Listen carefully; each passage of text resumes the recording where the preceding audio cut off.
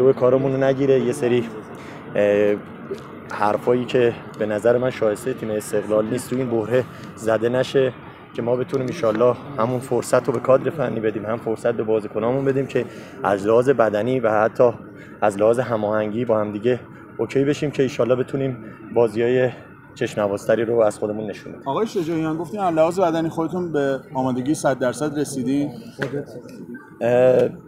من خودم راستش رو بخوام از خودم از لحاظ آمادگی بدنی شاید راضی نباشم، ولی تمام تلاشمو دارم داخل زمین انجام میدم که بتونم کمک کنم به تیم استقلال و هیچ وقت کم نذاشتم و امیدوارم که اگر بازم کادر فنی صلاح دونسته من برای تیم استقلال بازی کنم تمام تلاشمو انجام بدم. آقا خیلی اعتقاد دارن که استقلال از عدم وجود یک بازیساز رنج میبره تو تیم خودش. خودت چی فکر می‌کنی؟ آیا قبول داری این انتقادو؟ نگاه کنید، اصلا به نظر من هر کسی تیم که خوب بازی نکنه به نظر من یه عقیده داره.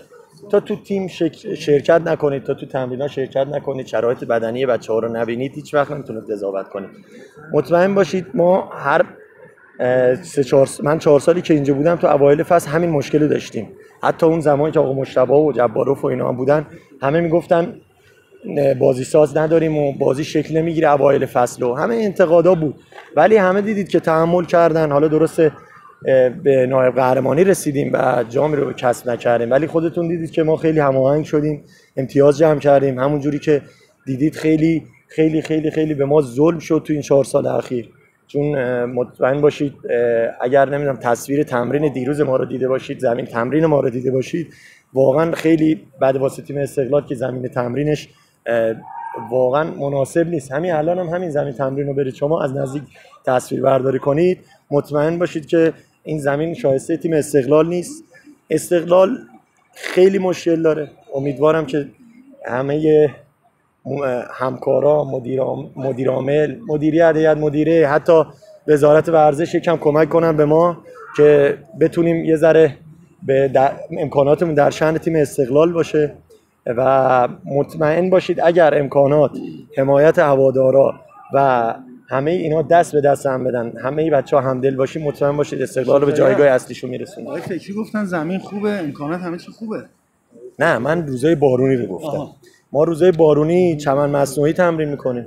روزای بارونی الان یه زمین اون طرف داریم، اگه ببینید اصلا شرایطش اصلا نمیشه روش تمرین کرد. ما شیخ دیاباته رو توی زمین تمرین از دست دادیم که واقعا قابل تمرین نبود، ولی چون نزدیک به بازی بودیم مجبور بودیم تمرین کنیم.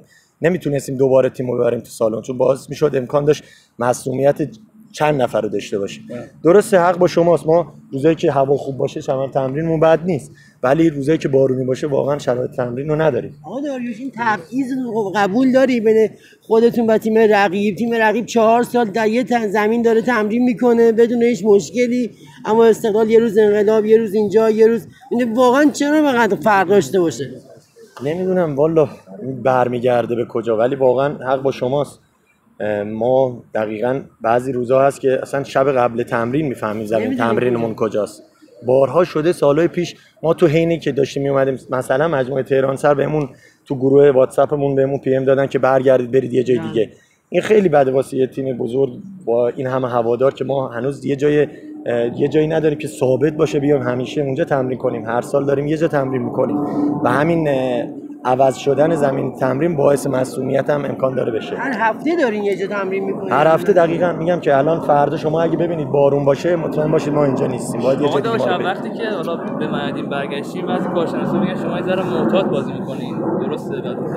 خب به نظر من خیلی، حالا من در واقع یه چیزی بهتون بگم، من 400 روز فکر کنم بازی نکرده بودم، بازی رسمی واسه